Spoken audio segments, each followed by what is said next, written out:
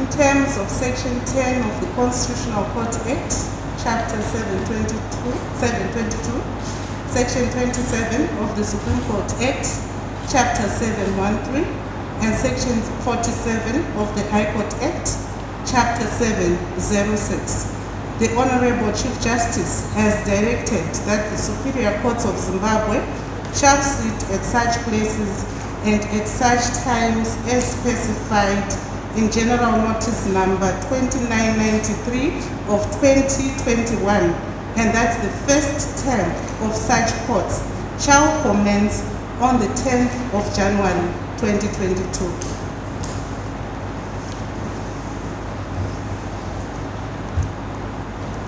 Mr. Prosecutor General, representative of the Attorney General and Advocate Fitches, the legal year opening ceremony presents all of us once again with an opportunity to publicly set the tone for the impending judicial year and to discuss the key issues that are central to the efficient administration of justice. It also gives us a rare opportunity to take stock of our work as we report to the public from whom we derive judicial authority on operations and performance in the preceding year. Due to the prevalence of the deadly COVID-19 pandemic and the national lockdown that was in place at the time, the 2021 legal year opening ceremony was not held. As we are gathered here to commemorate the opening ceremony of the 2022 legal year, COVID-19 pandemic remains a significant global challenge.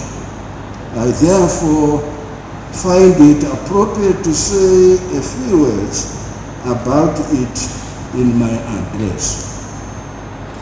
Allow me at this juncture to take this opportunity to pay my and the judiciary's collective respect to members of the judicial service who passed on during the last 2 years due to COVID-19 related illnesses. These and other members who passed on during the course of 2021 due to other causes will be fondly remembered for their contribution to the cause of justice. May their souls rest in eternal peace.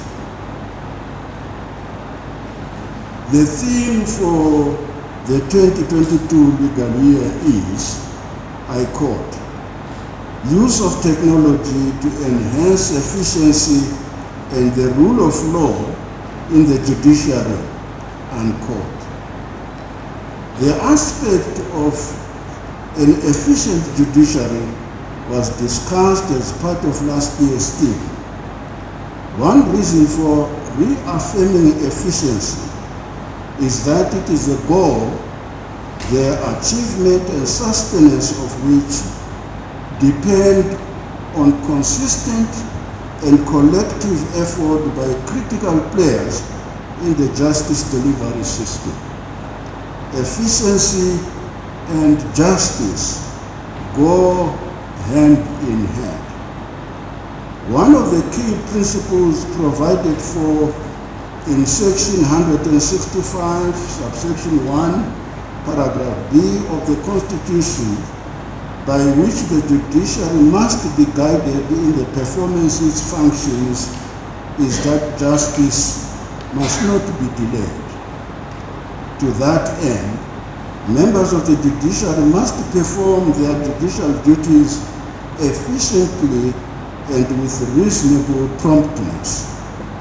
The promotion of the rule of law and development of a culture of efficiency in the judiciary are key strategic focus areas captured in the Judicial Service Commission Strategic Plan for 2020 to 2025. As stated in the remarks made at the opening of the 2021 legal year, efficiency entails performance at the highest level possible using the available resources.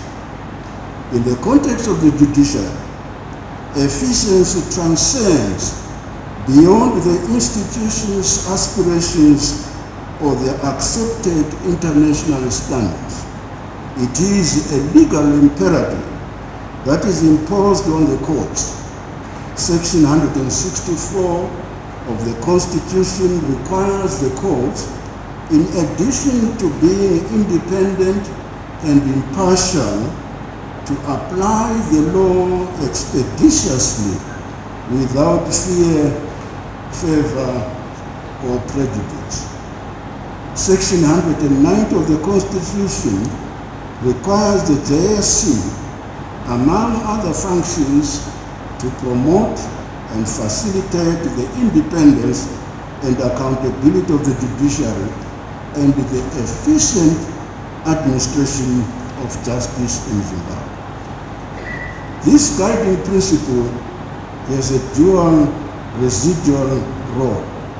Firstly, it obligates members of the judiciary to perform their judicial duties efficiently, and secondly, it enjoins the JSC to promote and facilitate the efficient administration of justice in Zimbabwe. The performance of the constitutional obligation ensuring efficiency in the administration of justice promotes the rule of law. The improvement and modernization of the system, the Constitution and the laws created to interpret and give meaning to the law itself is a legal exercise. In other words, it is the duty of the JSC to make the system of justice work better.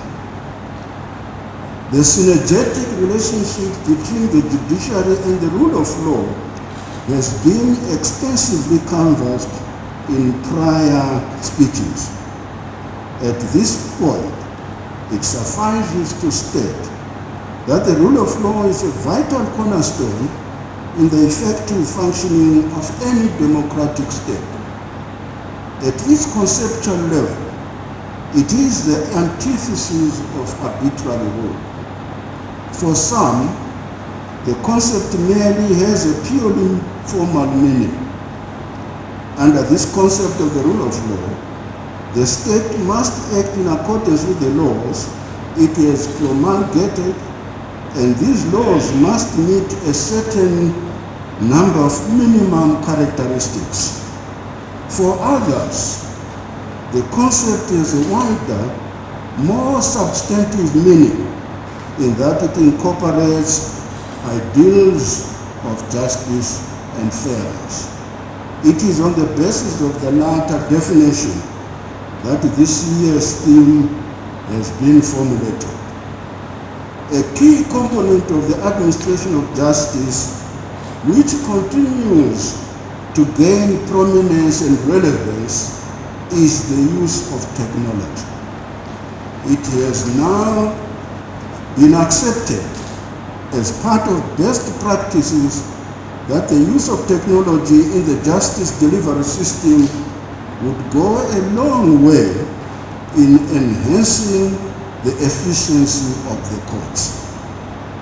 With the advent of the COVID-19 pandemic and the adoption of measures for preventing its spread with restrictions on in-person interactions, the use of information communication technology has assumed greater importance as a means of ensuring that the justice system would continue to be accessible to the public.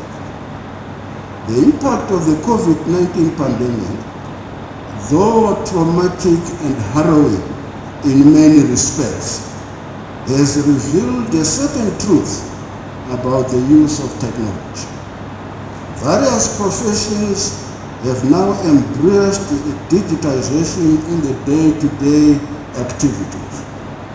Only recently, the country witnessed His Excellency the President launching an electronic passport, thereby heralding the country's entry into the era of smart technology in the travel and identification document sector.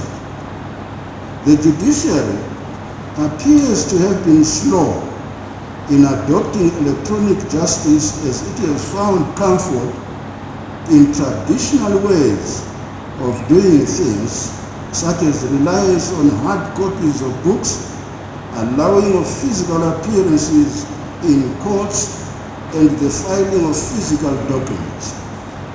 The judiciary is doing this at its own peril, as the use of information communication technology has increasingly become the normal way of doing any business, including the business of delivering justice.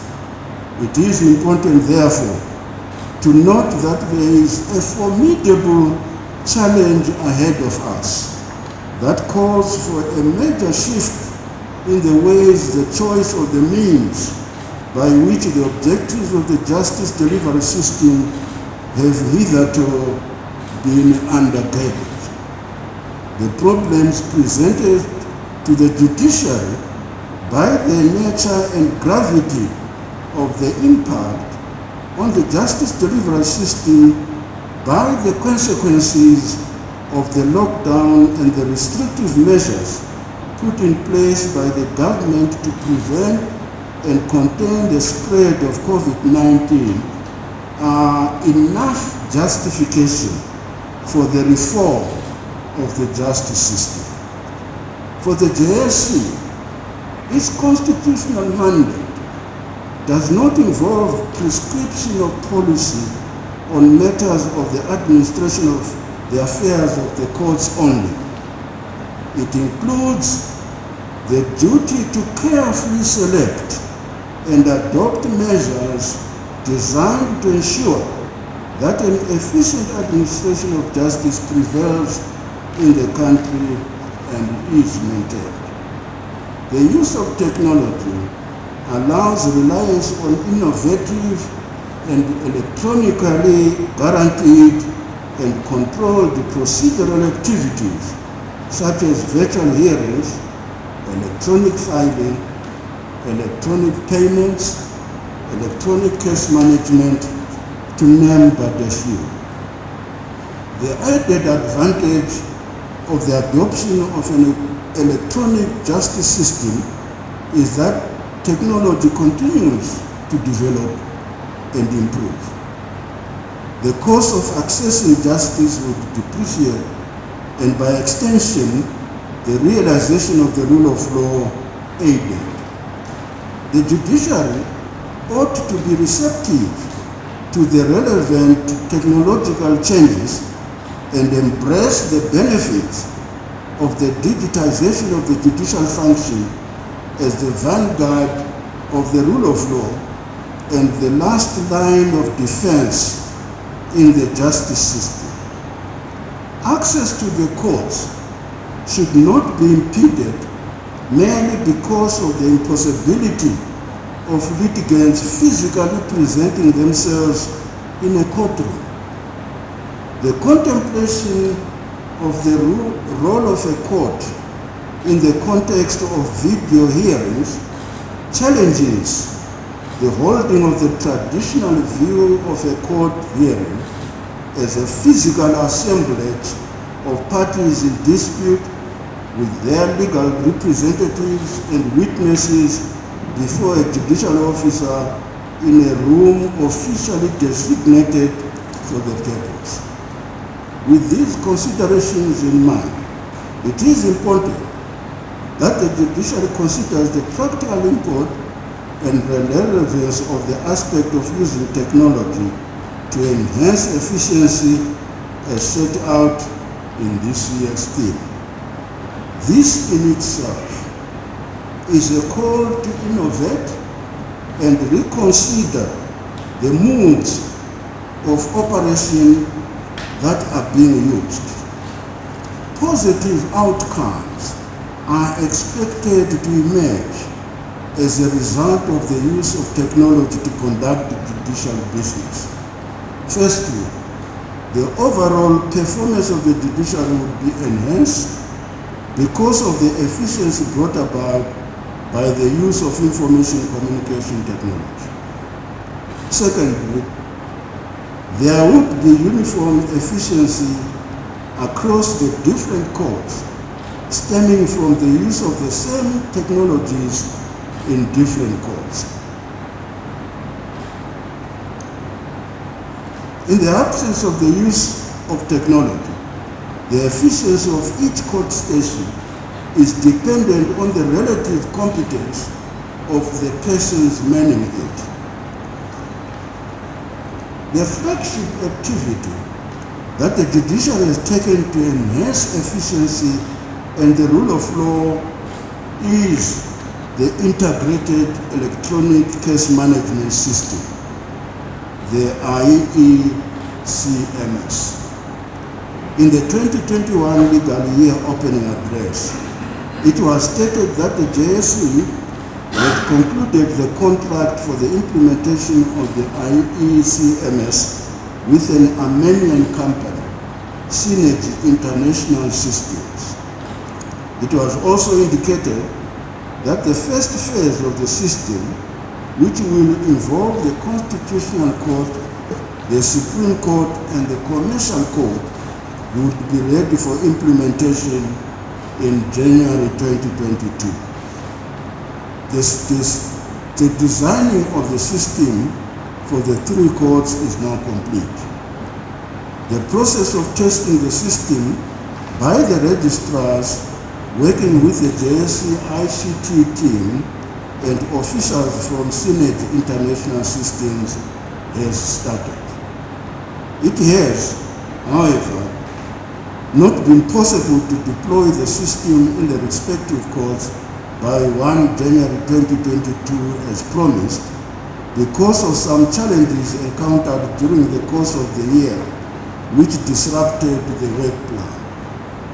The delays in deploying and testing the system was occasioned by the various lockdowns and restrictions imposed to curb and contain the spread of COVID-19 between January and July 2021.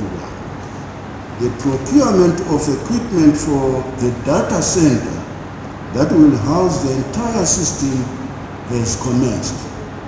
The date for the launch of the system has had to be rescheduled to 1 May 2022. The IECMS underpins the use of information communication technology as a means of enhancing efficiency and the promotion of the rule of law in the courts. It will be a records management tool that will remove the storage challenges that have been faced by court registries in all the years gone by. In addition to virtual hearings, the system will enable electronic payments, electronic filing and service, as well as ensuring the end-to-end management of a case life cycle. The system is expected to assist in the management of court backlogs and in decisively dealing with the vice of corruption, as it contains components such as automatic case allocation. Justice demands such a system that anticipates and meets its needs.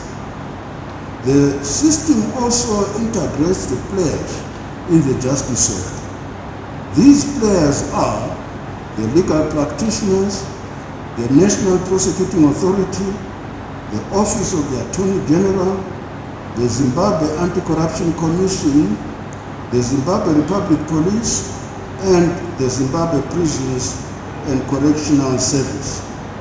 It is important that each institution embraces and understands how the system operates. Arrangements have been made for intensive training to be conducted by the service provider and the JSC ICT team. The training will take place during the next 2 months.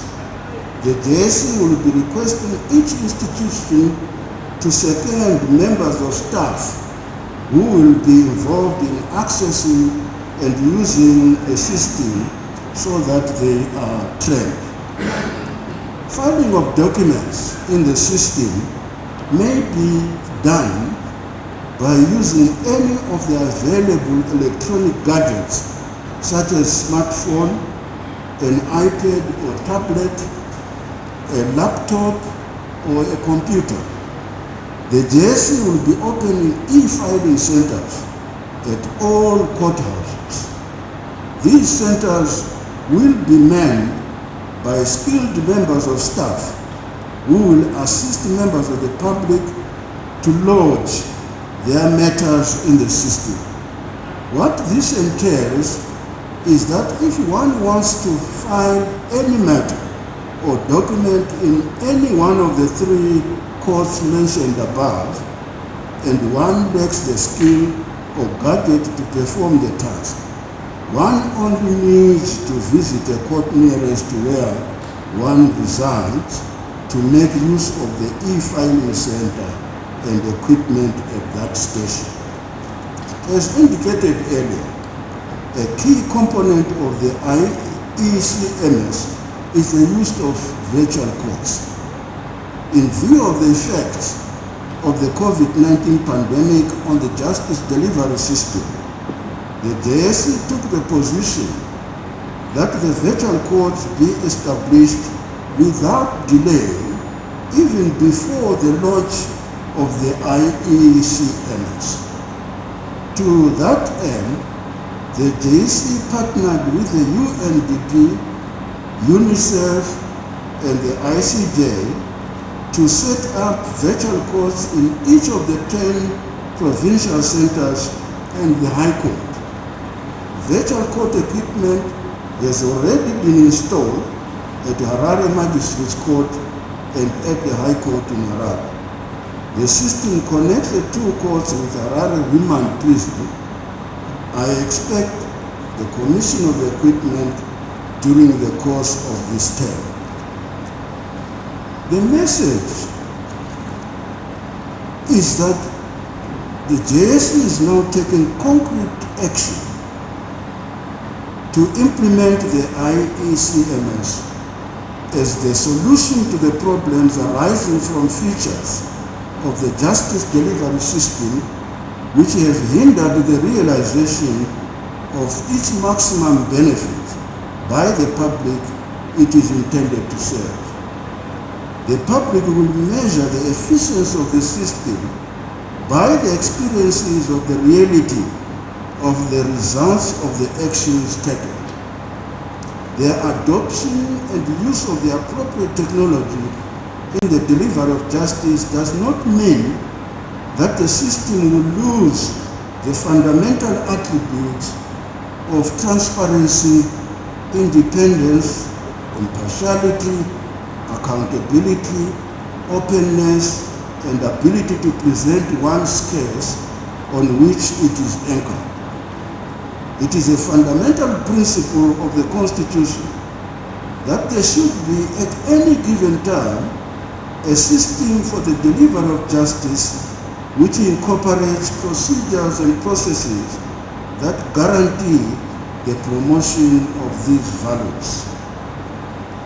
I now turn to the JSC activities during the year 2021.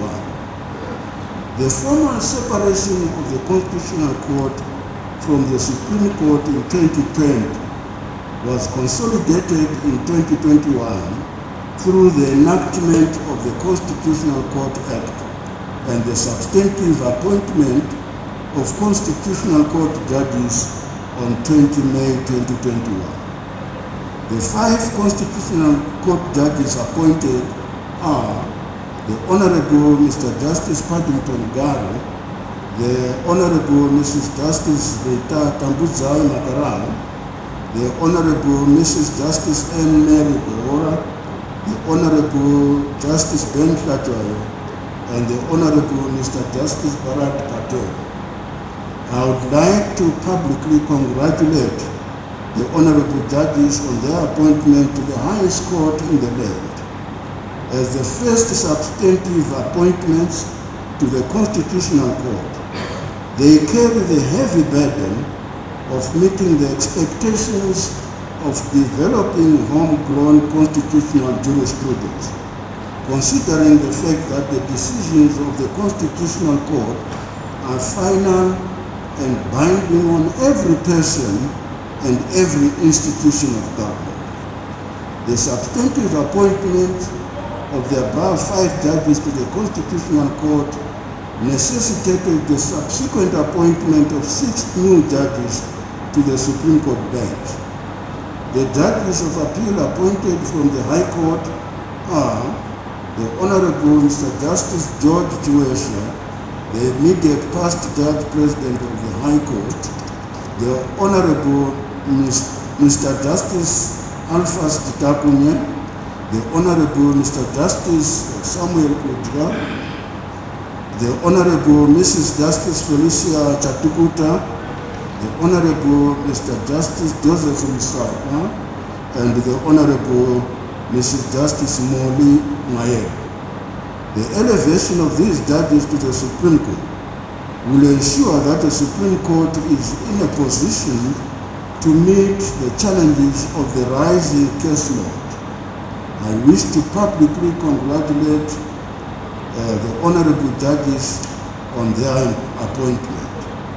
The composition of the High Court was affected by the knock-on effect of the promotion of some of its judges to the Supreme Court bench. Consequently, the JSC conducted an elaborate interview process to identify fit and proper persons for appointment to the High Court, bearing in mind the fact that of the Superior Court, this is the most frequently accessed judicial forum in the land. After completion of the public interview process, the following persons were appointed as judges of the High Court: the Honorable Mr. Justice Rogers Manyangadze, the Honorable Mr. Justice Joseph Chilimbe, the Honorable Mrs. Keti Catherine Bachin Zawazi, the Honorable Mr. Justice Bongani Mvovu, the Honorable Mr. Justice Samuel Deme, the Honorable Mr. Justice Neva Gatio, the Honorable Mr. Justice Munamaton Tevezi, the Honorable Mr. Justice Elijah Makomo, and the Honorable Mrs. Justice Lucy M. Chipo Mungwari. They joined the Honorable Ms. Justice Gladys Muri, the Honorable Mrs. Justice Fatima Maxwell, and the Honorable Mrs. Justice Emilia Mchawa, who were elevated from the Labour Court to the High Court in accordance with Section 180, subsection 4A of the Constitution. I would like also to congratulate the Honorable Mrs. Justice Zimbabwe on her appointment to the position of Judge President of the High Court. These significant judicial appointments in the superior courts are meant to ensure that the judiciary is suitably equipped to administer justice. The administration of justice entails that there should be no undue delays in the hearing and determination of disputes brought before the courts. Judges and magistrates are guardians of the law. The principle of the rule of law, which governs the scope and manner of the performance of the judicial function, demands that the integrity of the judiciary should be beyond reproach. Judges and magistrates must inspire confidence in all those who appear before them that justice will always be done, irrespective of whether one wins or loses a case. There must be a demonstrable display of conduct consistent with zero tolerance to corruption in the judiciary. Members of the judiciary must always avoid putting themselves in situations in which their conduct gives rise to complaints involving allegations of corruption. This past year finally saw the enactment of the new High Court rules. During the initial stages of the application of the rules, gaps and inconsistencies are likely to be identified by stakeholders. The Rules Committee will attend to all the identified imperfections in the High Court rules.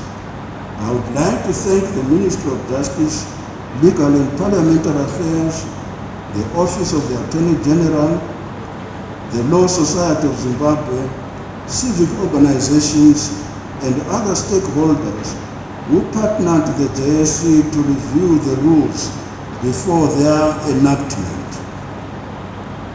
You will be aware that the JSC launched the 2020 to 2025 strategic plan. A key component and strategic focus area of the strategic plan is the establishment of the Judicial Training Institute of Zimbabwe, the JTIZ, as a means of execution of the policy of ensuring continuous education of members of the judicial service. The JTIZ has now been established and became operational during the period under review. The JTIZ operates under the auspices of the JSC. It facilitates and promotes the training and capacity development of all staff members within the judicial service, including judges and magistrates. The formation of the JTIZ is a fulfillment of the provisions of Section 175, subsection 7 of the Constitution, which place an important obligation on members of the judiciary to take reasonable steps to maintain and enhance their professional knowledge, skills, and personal qualities, and in particular to keep themselves abreast of developments in domestic and international law. It is through skills development that an efficient judiciary, which has the capacity to rely on the latest technology to enhance the rule of law, practical and protect fundamental rights and freedoms, and ensure access to justice to all manner of people, can enjoy public confidence. Last year, the JTIZ successfully organized and conducted an induction program for the recently appointed judges of the High Court. It also conducted training workshops for magistrates, research officers, and judges' assistants. The JTIZ's mandate resonates well with the theme for this year. There is no doubt that one of the causes of an inefficient justice system, or what some academics have called the misrule of law, is incompetence and lack of professional knowledge on the part of judicial officers and their supporting staff. The JTIZ will therefore contribute to the forestalling of inefficiency and the misrule of law by equipping members of the judiciary and their supporting staff with the skills necessary for the efficient administration of justice, as well as maintaining their professional knowledge, which is a prerequisite for the enhancement of the rule of law. The JTIZ should be a center of operational excellence for the impartation of the essential skills and professional competence necessary in the dispensation of quality justice by the courts.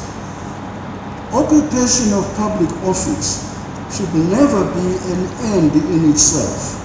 It must be understood to be a necessary condition for the redefining of oneself and the assumption of the task to understand the nature of the duties of the public office occupied and the procedural demands of performing in the public interest.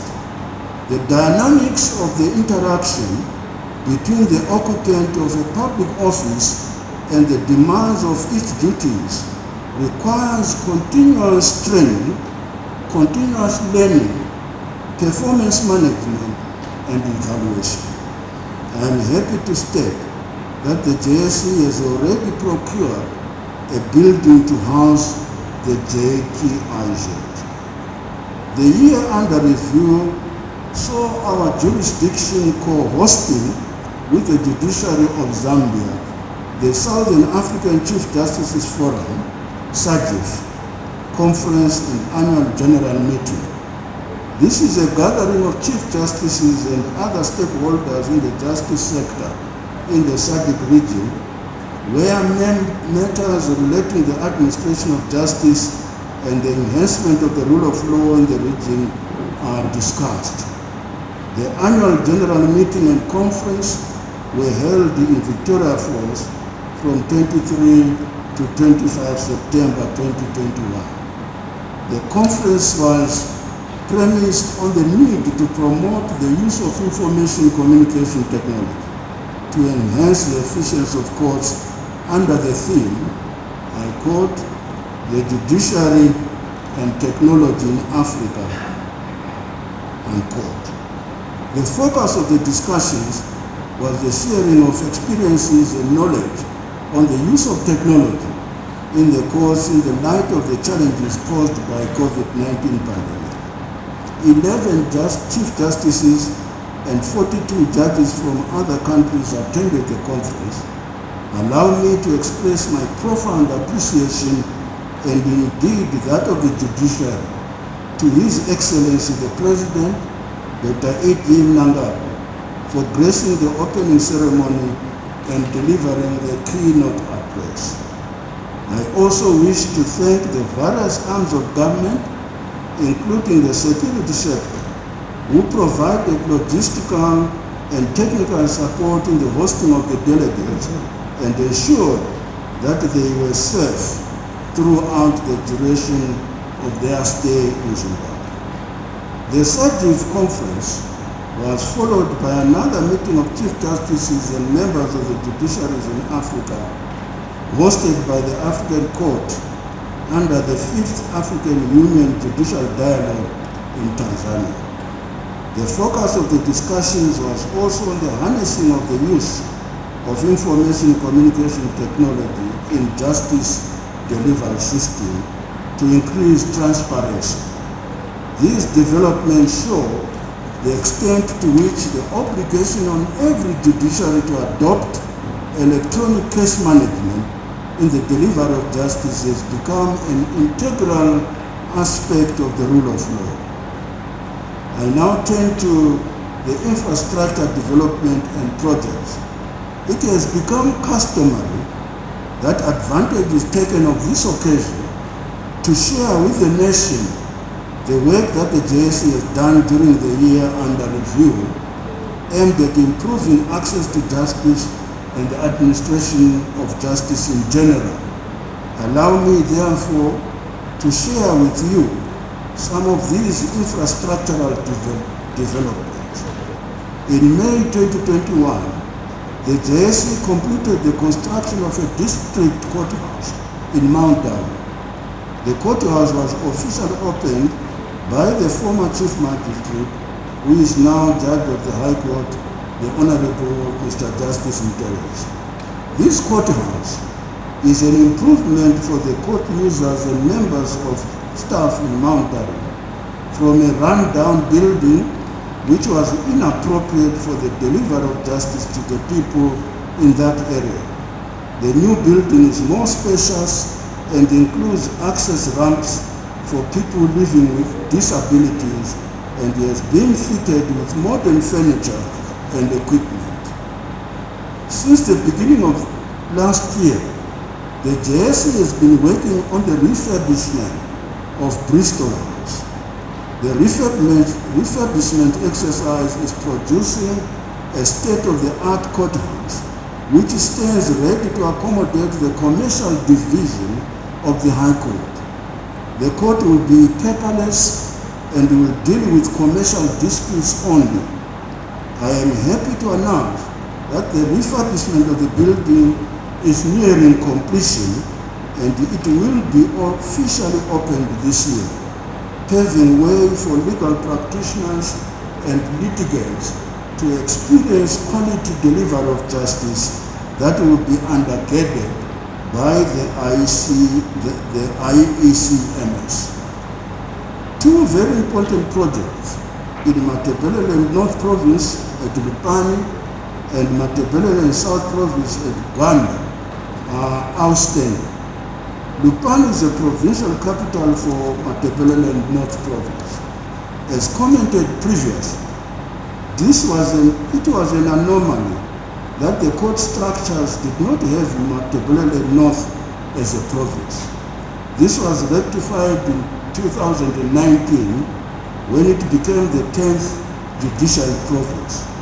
The JSE did not have a courthouse at Lupani, as it was using offices rented from the district administrator's department. The construction of a courthouse commenced in 2019. The progress of the project has been fairly good, as the buildings housing the main court, the prison cells, and the ablution facilities are now complete. Work on finishings such as plumbing, electricity, floor tiling, and painting has commenced. The project should be completed by the end of the first term. In previous addresses, comments have been made on the small progress at Gwanda, where the JSE is constructing a multi-purpose courthouse that will house the various departments. The nation was advised of interventions by the Ministry of Local Government and Public Works, leading to a new contractor taking over the project. The contractor has now moved on site and work will commence in earnest soon. The Secretary of the Judicial Service Commission has been directed to ensure that work moves to speed at this project, which should be completed within 12 months. Finally, but certainly not least, the Chinhoyi Court Complex in Mashonaland West was completed and was officially opened by His Excellency the President, Dr. E.D. Mnangagwa, on 3 September 2021. It is an edifice in its own right. The multidisciplinary building, consisting of a couple of stories, houses the Magistrates Court, the High Court, and the offices of the Sheriff of the High Court. The JSE has already deployed a judge of the High Court to Chinhoyi, and she will be commencing court sittings this term. The Chinhoyi Courthouse is fitted with customized equipment and furniture of superior quality, including modern technology for conducting virtual court hearings. The Chinhoyi Courthouse exemplifies the direction the JSE is taking in providing clean walls of justice for the public. I turn now to the challenges faced by the judiciary during the year under review. The 2021 judiciary year had its own share of challenges. These challenges militated against the smooth operations of the courts. Allow me to share some of the challenges here and the COVID-19 pandemic continued to be the major disruptor of court operations and the smooth administration of justice over the last 2 years. The continued spikes in the infections in the populace caused the government to impose various forms of restrictions to contain the spread of the disease. Various practice directions aimed at controlling the movement of people in the courts and to protect staff and other court users from possible infections were also issued. The disruptions meant that almost 6 months of court operations were lost, as nothing was happening in the courts except for the hearing of urgent matters. COVID-19 impacted negatively on the operations of the courts, and the backlog of cases rose in some courts. The time has, however, now come to take the challenges presented by COVID-19 as opportunities. The need to accelerate the implementation of the requirements for the automation of the operations of courts by the adoption of an electronic case management system has inevitably arisen. It is also important to appreciate and indeed accept that the only way to fight and defeat the COVID-19 pandemic is through vaccination. We all need to protect ourselves and each other by being vaccinated. It is in this context that the efforts of the government in providing vaccinations against the disease to the public for free must be applauded. The JSE continues to urge members of the Judicial Service to get vaccinated. In view of the economic environment that is prevailing in the country at the moment, workers in the public sector, including members of the Judicial Service, continue to experience financial hardships due to low remuneration levels. It is therefore important that the government should constantly review the salaries of workers so that they remain relevant to the prevailing economic situation. The JSE witnessed a high staff turnover in the year under review because of low salaries. During the year under review, the JSE lost a total of 88 members of staff through resignations, of whom 18 were magistrates. Human capital is the most important resource in the success of any organization. To stem the high turnover of professionally competent and skilled employees, an employer, whether public or private, must ensure that it has in place attractive and competitive conditions of service. It is no exaggeration to say that justice suffers when judicial officers are underpaid. The JSE experienced the challenge of inadequate funding during the year under review.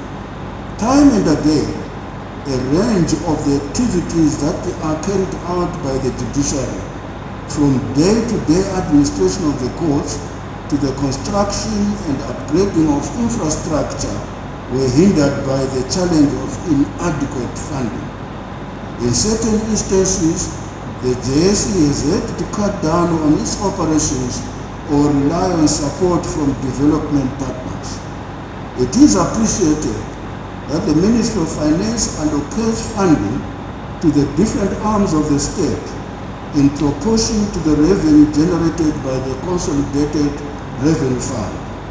Notwithstanding this, it is an undesirable situation when the judiciary, which in terms of the Constitution must retain its independence from the other organs of state, has, through the JSE, to approach Treasury for funding of activities it would have decided to embark on. On account of the committee expected from it, due to the principle of separation of powers, the judiciary ought not to be put in a situation in which it has to actively petition for funding from the executive, nor should it be demanding the release of funds allocated to it, thereby risking compromising the said committee. The judiciary is unable to actively fundraise. A judiciary that knocks on several doors begging for funding or that engages in commercial activities for the generation of income undermines the public's perception of its ability to adjudicate on disputes impartially. It is hoped, therefore, that Treasury will consider the implementation of the system of block release of adequate funds to the judiciary from its appropriated budget to preempt the frequent visits to it by officers from the JSC pleading for money for its operation needs. I now turn to the performance of the courts. Once the judicial officers applied themselves commendably, the courts could not perform at optimum levels because of the constant lockdowns announced by government to contain the spread of COVID-19. For more than 6 months of the year, the courts were offering very little services to litigants. Even for those limited services, members of the public did not have access to the courts. The limitations in court operations resulted in fewer cases being finalized as compared to the last 2 years. In certain instances, the backlog of cases has unavoidably risen. The Constitutional Court completed fewer cases in 2021 than it did in 2020. Once in 2020 the court finalized 43 cases, it only finalized 24 in 2021. The backlog for the legal year 2021 increased.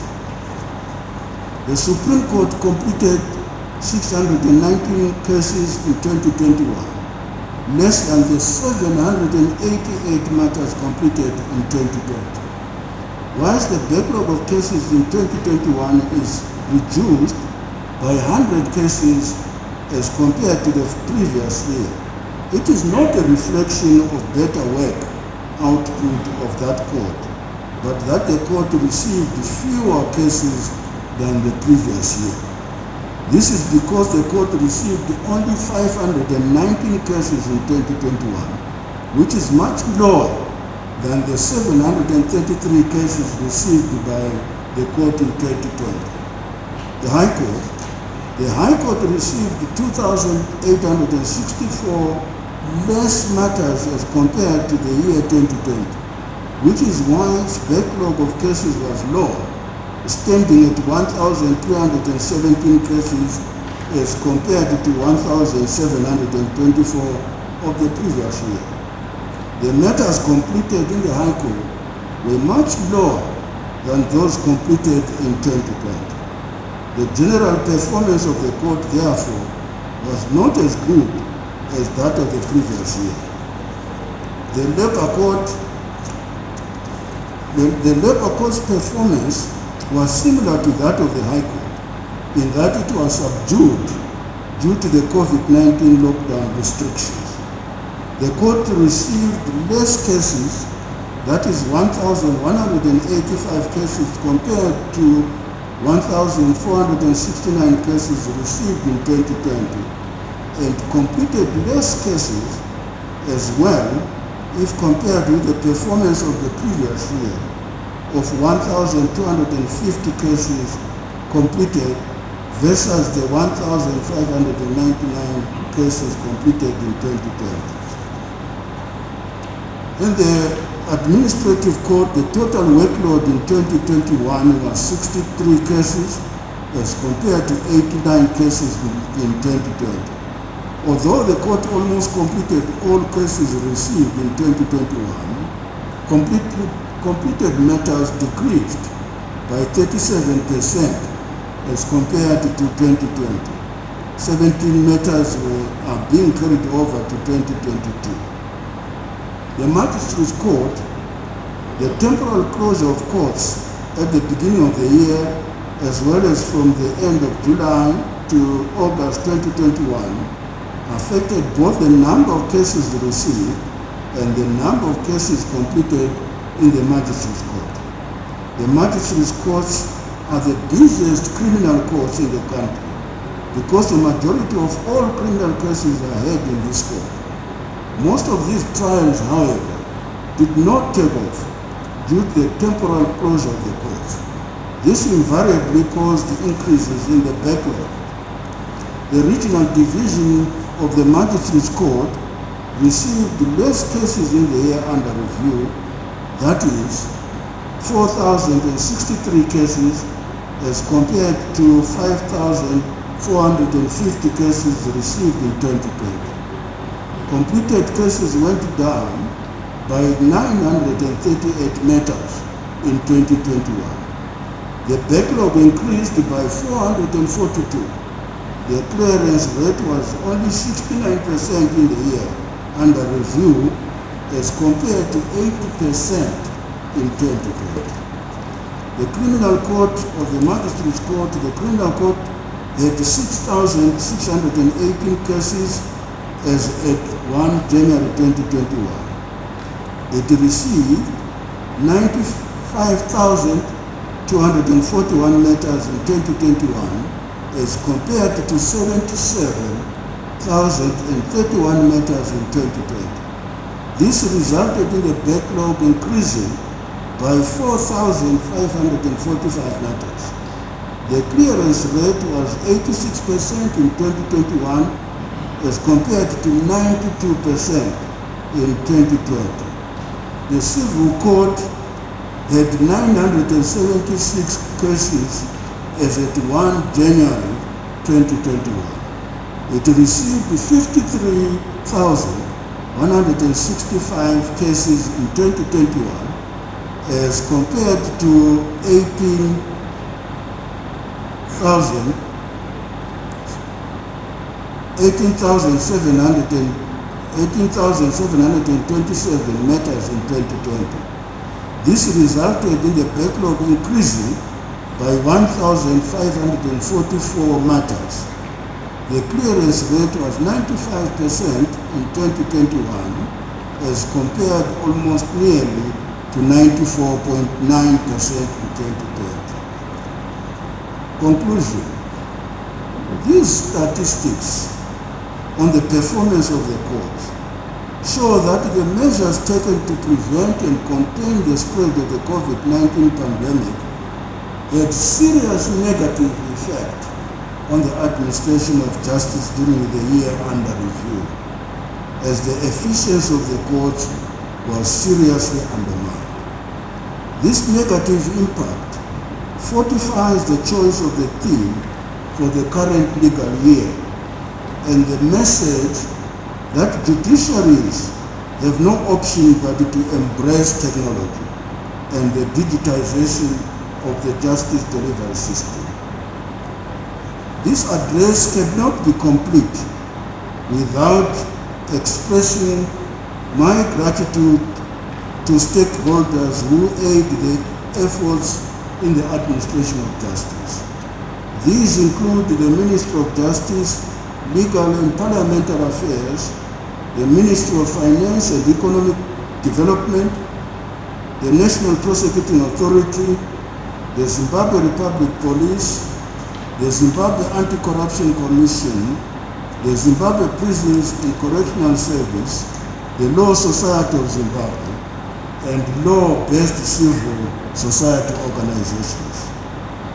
It would be remiss of me to fail to acknowledge the support, cooperation, and partnership the JSE has received and continues to receive from UNDP and UNICEF. Most of the successes scored during the year under review in areas of training, child justice, the setting up of virtual courts, and the JPIZ have been as a result of their support. Such support and commitment in the provision of the means for ensuring that the benefits of the rule of law accrue to the poor, the vulnerable and marginalized members of society is greatly appreciated. the special sitting to mark the opening of the 2022 legal year shall now officially close with a prayer as we beseech the Lord to grant us the wisdom to deliver justice to all in the year ahead. To that end, Reverend Dr. Farai Mutani of the Anglican Church will give us a word of prayer, after which the special sitting of the court will adjourn.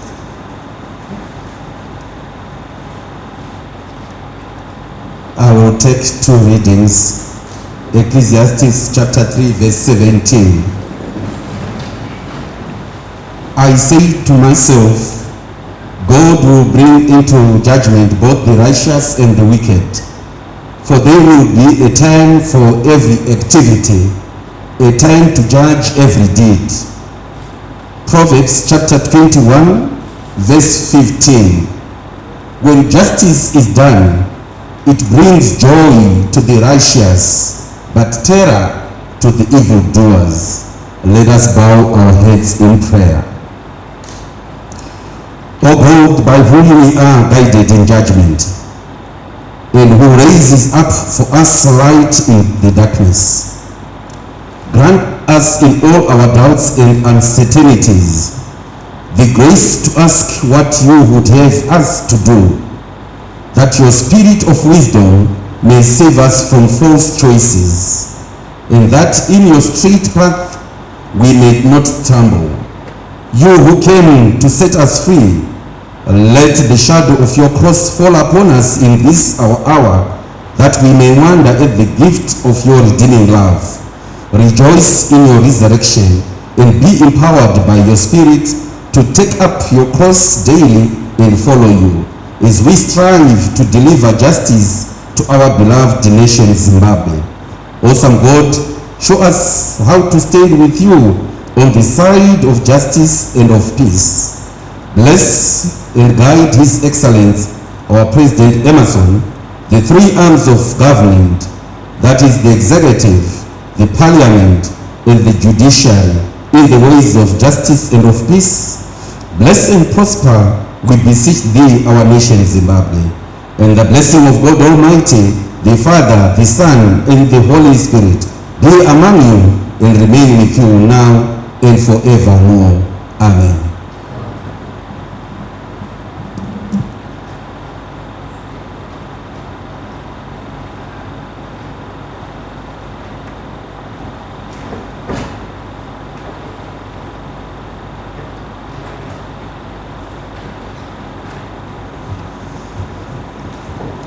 Come to the end of our proceedings.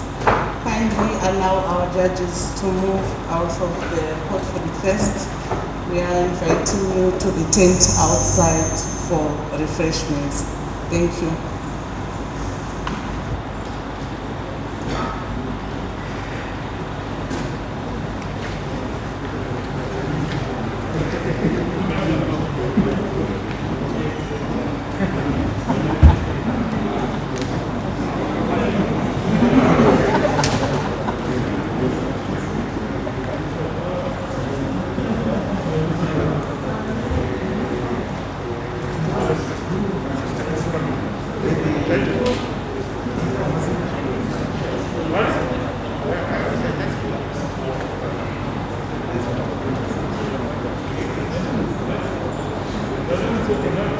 Let's